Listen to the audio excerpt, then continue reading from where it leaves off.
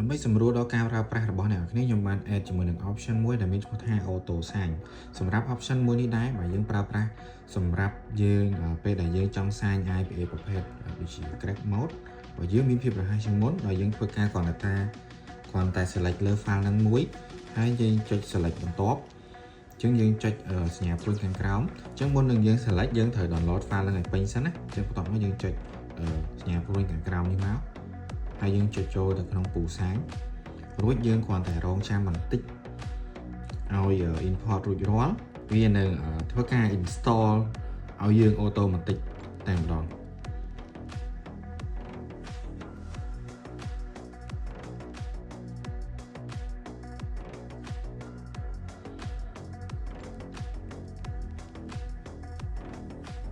បាទយើងចុច open មកយើងចុច install បាទចេញ complete ហើយយើងទៅ home screen មករួចរាល់តែម្ដង